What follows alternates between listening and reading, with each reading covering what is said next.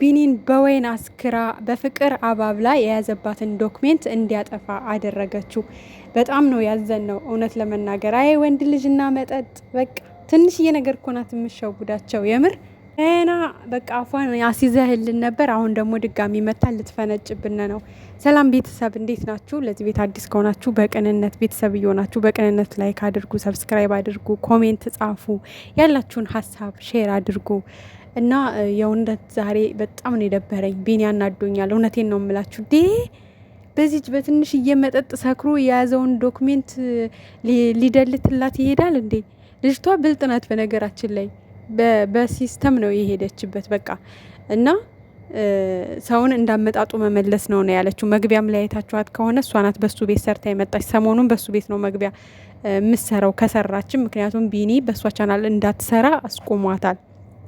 የያዘባት ዶክሜንት ሌላ ነው፣ ግን ደግሞ በራስሽ ቻናል ገብተሽ እንደ ድሮ የልጅ አባት ምናምን ሌላ ወሬ አውራቷ ስለማይቀር ያንን ደግሞ ቢኒ ስለማይፈልገው አስቆሟታል። ማለት ነገሮች ተስተካክለው ስርዓት እስከምትይዝ ድረስ በእሷ ቻናል እንዳትሰራ አስቆሟት ነበረ ማለት ነው። እና ያው ስላስቆሟት እንደገና ደግሞ በእሷ ገብታ ከሰራች የያዘባትን ዶክሜንት ወደ ሚዲያ ስለሚያወጣባት እንግዲህ በሱ ቻናል ነው መግቢያ እየሰራች የመጣችሁ ማለት ነው እንጂ ቻናሏን ቢኒ ይዞባት ምናምን እንዳይመስላችሁ ቤተሰብ። ከሰራሽ ገብተሽ ባንቺ ቻናል ልጄ ምናምን እያልሽ ልጄ እኔ ናት የሌላ ሰው ልጅ እያስመሰልሽ ከሰራሽ ያለኝን ዶክሜንት አወጣዋለሁ አይነት ነገር እንጂ እሷ እንዳትሰራ በቻናሏ አግዷት ወይም ከልክሏታል እንዳትሰራ ማለት ጸባዩን እስከምታስተካክል ምናምን አይነት ነገር ማስፈራሪያ በሌላ ነገር እንጂ ያው በቻናሏ ገብታ መስራት ትችላለች ለማለት ነው በአጭሩ፣ ግራ እንዳይገባችሁ። ከዛ ውጭ ግን እንዳያችኋት እንግዲህ በቃ ማለት በጸባይ ካልሆነ በሌላ መንገድ ሊተወኝ ወይ ደግሞ ሊረዳኝ አልቻለም። ስለዚህ ያለኝ አማራጭ በፍቅር እንደመጣ በፍቅር ገብቼ ያለኝን ዶክሜንት ሁሉ አስጠፍቼ ከዛ በኋላ ምን እንደሚፈጠር ፈጣሪ ይወቀው ነው ያለችው። ግን ደግሞ የእኔ አሁን አላማዬ በፍቅር ይዤ እሱ ጋር ያለኝን ዶክሜንት እንዳለ ማስደለትና ማስጠፋት ነው። ያንን ደግሞ አደርገዋለሁ ብላ እንግዲህ እንዳያችኋት ነው ባናቱ እየቀዳሽ ጠጣ ስትለው እሱ የሆነ መጠርጠር የለበትም እንዴ? ማለት የሆነ ሰው ግግም ብላ የነበረች ልጅ በአንዴው ተነስታ የሆነ ፍቅር ሲያጫውታት እንዴት አይጠረጥርም እሱ? እዛ ላይ ደግሞ ካሜራማኑ ማለት ነው መቼም የምር እንደዚህ ጠጥ ትላለ እንደዚህ ስታሰክረው። ምናልባትም እኮ ያ ዶክሜንት በጣም አስፈላጊ ሊሆን ይችላል። ማለት አንደኛ ልጅቷ የውሸት ነገር ጠንስሳ ከሌሎች ሰዎች ጋር ተባብራ የልጆቹን ሕይወት ለመበጥበጥ የተያዘ ዶክሜንት ሊሆን ይችላል። ምናልባትም የከፈላት ሰው ሊኖር ይችላል። እንደዚህ አድርገሽ በዚህ መልኩ ሄደሽ በቃ የእነሱን ሕይወት መበጥበጥ አለብሽ ተብላ ገንዘብም ተከፍሏል ሊሆን ይችላል። ስለዚህ የያዘባት ዶክሜንት በእርግጠኝነት ነው የምላችሁ ከነ ብሩኬ ጋር የተያያዘ ነው። በቃ የእነሱን ህይወት ከምትበጠብጥበት ነገር ጋር የተያያዘ ነው። እውነቴን ነው የምላችሁ።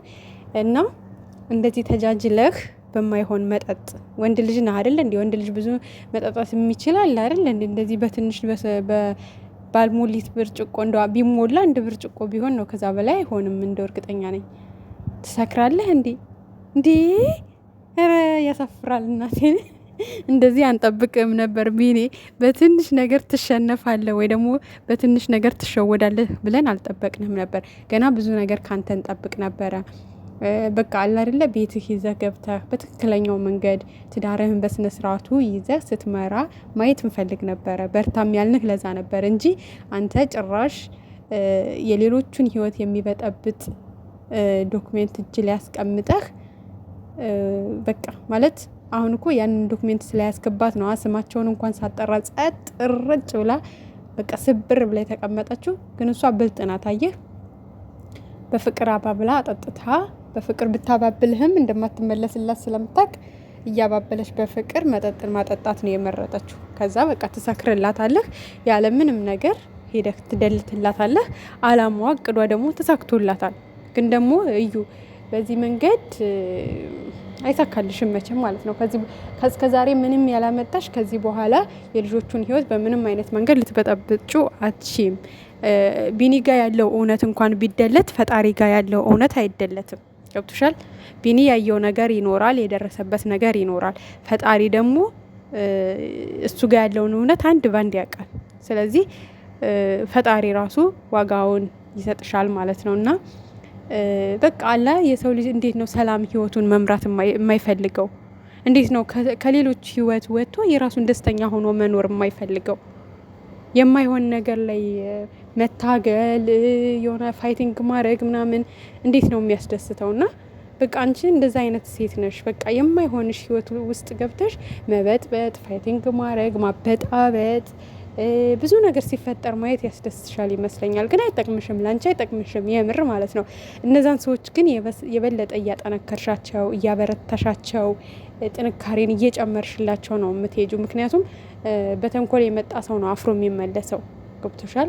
እነሱ የበለጠ እየጠናከሩ ፈጣሪ ደግሞ የበለጠ እያጠናከራቸው ከጎናቸው ሆኖ እያንዳንዱን ፈተና እንዲያልፉት ነው የሚረዳቸውና እስካሁንም ምንም አላመጣሽም፣ ከዚህ በኋላ ምንም አታመጭም።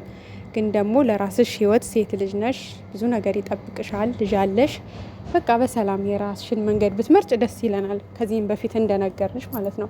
አይ አሻፈረኝ፣ አሁንም ዶክሜንቱን አስጠፍቼ መጥቼ እንደ ባለፈው እንደ ድሮ የልጅ አባት ምን ጥሴ ቅብር ጥሴ እያልኩኝ በቃ የልጅቷን ስም እየጠራው ሚዲያ ላይ እንደፈለግኩ ፈነጫለው መብቴ ነው የምትይ ከሆነ ደግሞ እንግዲህ ለሁሉም ጊዜ አለው አይደለ? ለሁሉም ጊዜ አለው። እንግዲህ የዛኔ ከሰዎች ሳይሆን ከላይ ከፈጣሪ መልስሽን ታገኛለች ለማለት እወዳለሁ። ለማንኛውም ቢኒ ግን በእንደዚህ ሽልጥልጥልጥ ብለህ የምትሸነፍ አልመሰለንም ነበር። የምር ገና ብዙ ነገር ካንተ እንጠብቅ ነበር። ይሄን ነገር በቃ ጫፍ ታበጅለታለህ፣ ፍጻሜ ታበጅለታለህ። በቃ ሁሉም የራሱን ህይወት በሰላም እንዲኖር ከፈጣሪ ጋር ሆነህ ነገሮችን ታስተካክላለህ ብለን ተማምነንብህ ነበር። ግን አንተ በአንድ ብርጭቆ ወይን እንደዚህ ጡዘህ እጅህ ላይ ያለውን ዶክሜንት የምታጠፋ ከሆነ በጣም ያሳዝናል። በጣም ማለት ነው።